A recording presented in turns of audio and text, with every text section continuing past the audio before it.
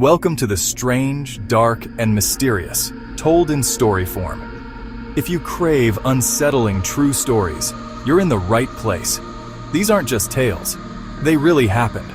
We'll explore some of the most chilling and baffling real-life horrors ever recorded. Mysteries that haunt investigators and the public alike. Stories that linger long after the video ends. Whispers in the dark, unexplained noises, and the chilling truth that reality can be more terrifying than fiction. Are you brave enough to listen? Let's begin. Our first story takes us to the desolate, windswept slopes of the Ural Mountains in Russia, specifically to a place the indigenous Mansi people call Kholat Syakhl, which translates to Dead Mountain.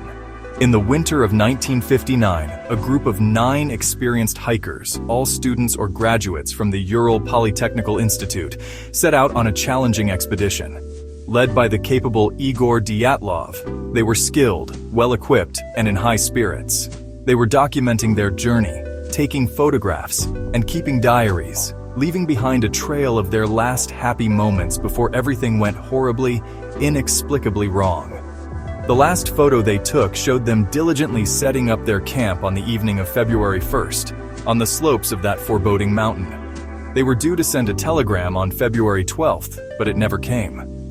Weeks passed with no word, and a search party was finally dispatched. What they found on February 26th was not a group of lost hikers, but a scene of pure, baffling terror.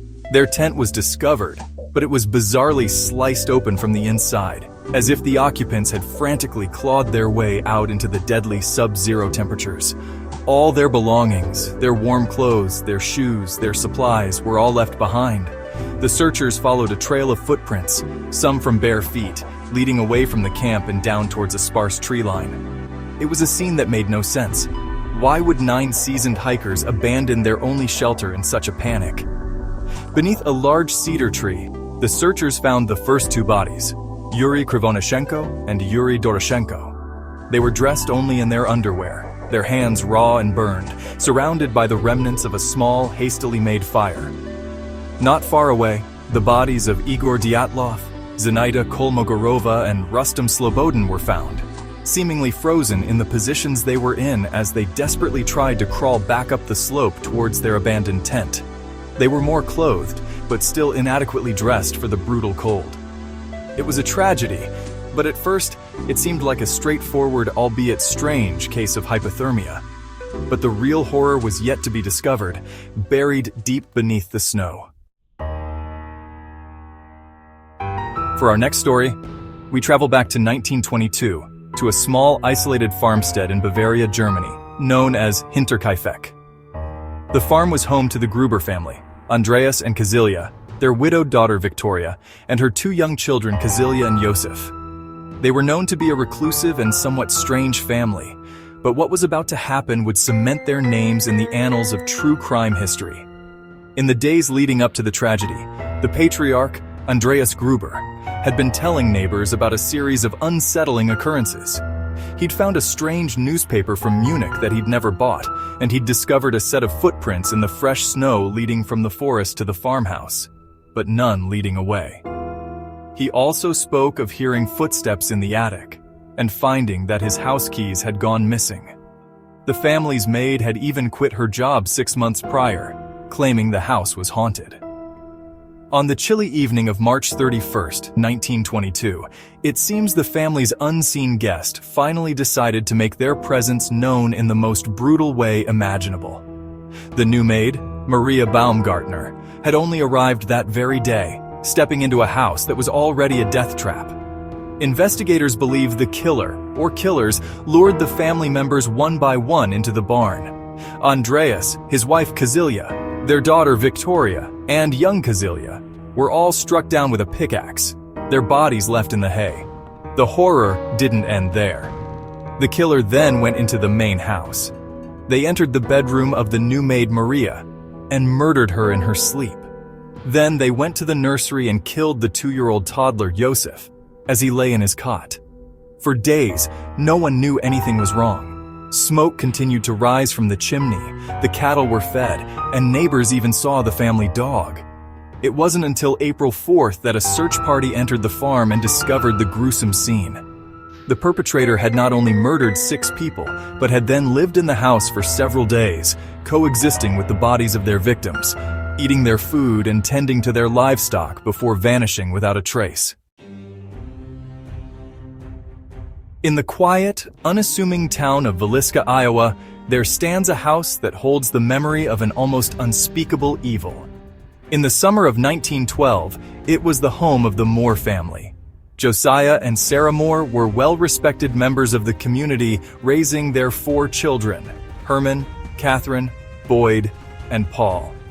On the evening of June 9th, the family, along with 2 young friends of the children, Lena and Ina Stillinger, attended a Children's Day program at the local Presbyterian church. They walked home together under the starry sky, laughing and talking, completely unaware that it would be their last night on Earth. Sometime after midnight, as all 8 people slept soundly in their beds, an intruder crept into the house. This person, armed with an axe belonging to Josiah Moore himself, moved with a horrifying silence and precision from room to room. They began in the master bedroom with Josiah and Sarah, and then moved to the children's rooms. Every single person in the house, from the parents down to the 2 young Stillinger sisters, was bludgeoned to death in their sleep. The killer was methodical, covering each victim's head with bedclothes after the act was done. They also covered all the mirrors and glass in the house with cloths, a bizarre detail that has fueled speculation for over a century. The crime was so brutal, so shocking, that it shattered the peace of the small town forever. The next morning, a neighbor noticed the house was unusually quiet and went to investigate. The scene she discovered was one of pure carnage. The news spread like wildfire, and soon the house was swarmed with townspeople, contaminating the crime scene and destroying any potential evidence. Despite a massive investigation, numerous suspects, and even a confession from a traveling minister that was later recanted, no one was ever convicted of the Villisca axe murders. The killer, who had snuffed out 8 lives in a single night, simply walked out of the house, locked the door behind them, and vanished into the darkness, leaving behind only a blood-soaked home and a mystery that remains unsolved to this day. Our next story brings us to the modern era, to the sprawling city of Los Angeles and the historic but somewhat notorious Cecil Hotel. In January 2013, a 21-year-old Canadian student named Elisa Lam checked in. She was on a solo trip exploring the West Coast, documenting her travels on her blog. For a few days, everything seemed normal. She checked in with her parents back in British Columbia every single day. But then, on January 31st, the call stopped. Elisa had vanished.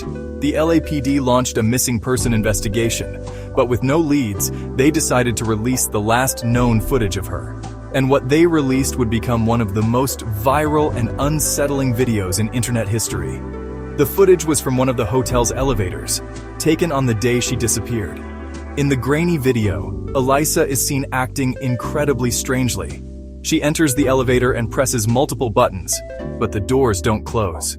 She peeks out into the hallway, then retreats back into the corner of the elevator as if hiding from someone. Then, she steps out again, looks both ways, and begins making bizarre, contorted gestures with her hands, almost as if she's talking to someone who isn't there.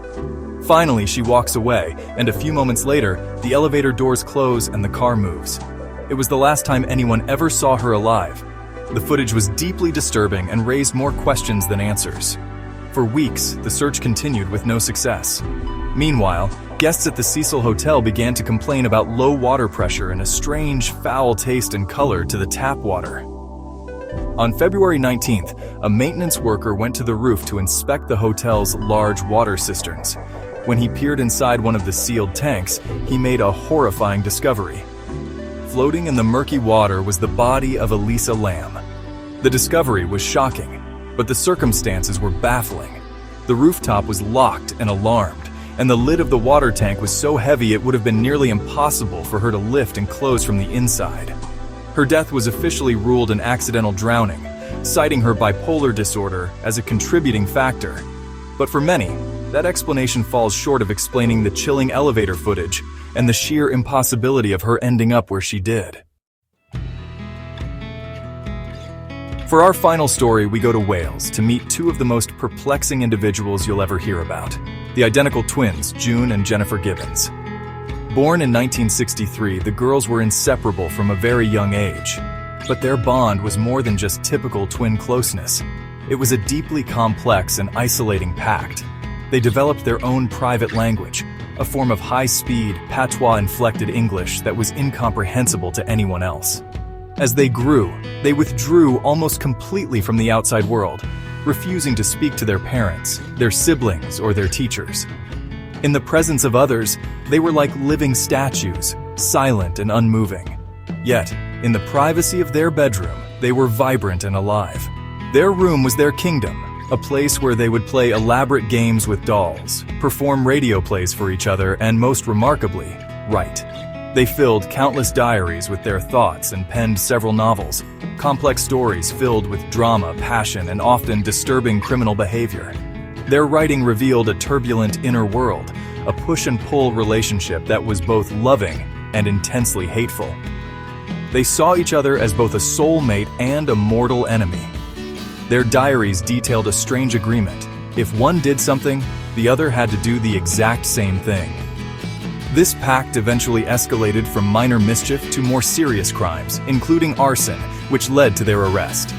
Deemed a danger to society, they were sent not to prison, but to Broadmoor, a high-security psychiatric hospital. They spent 11 years there, their strange bond continuing to baffle doctors. Eventually, a decision was made to transfer them to a lower security clinic. It was then that Jennifer made a chilling statement to their biographer, Marjorie Wallace. She said, Marjorie, I'm going to have to die." When asked why, she simply replied, "Because we decided." On the day of their transfer from Broadmoor, Jennifer suddenly fell ill and was rushed to a hospital where she died of acute myocarditis. No drugs or poison were found in her system. After Jennifer's death, June began to speak, to live a relatively normal life, as if a weight had been lifted. She explained that for one of them to be free, the other had to make the ultimate sacrifice. And there you have it. 5 stories that peel back the curtain of our ordinary world and show us the darkness that can lie just beneath the surface. From a frozen mountain in Russia to a quiet farmhouse in Iowa, these events remind us that the most terrifying monsters aren't always the ones in movies. Sometimes they are real, and sometimes they leave behind mysteries that we may never solve. The questions linger in the air like a chill. What truly happened to those 9 hikers on Dead Mountain? Who was the phantom guest at Hinterkaifeck? And what unseen force was at play in the final moments of Elisa Lam's life? These are the stories that will stick with you, that will come to mind when you're alone in the house late at night and you hear a floorboard creak upstairs. They serve as a stark reminder that the world is filled with strange, dark, and mysterious corners that defy our understanding. They prove that no matter how safe we feel, chaos and horror can intrude without warning, leaving devastation and unanswered questions in their wake. Remember, sometimes the scariest stories are the ones that are true. Thank you for joining me on this journey into the unsettling. If you found these stories as compelling and chilling as I did, I invite you to hit the like button and subscribe, because there are always more strange, dark, and mysterious tales to tell. But for now, I'll leave you with these thoughts to ponder as you turn off the lights. Sleep tight, if you can.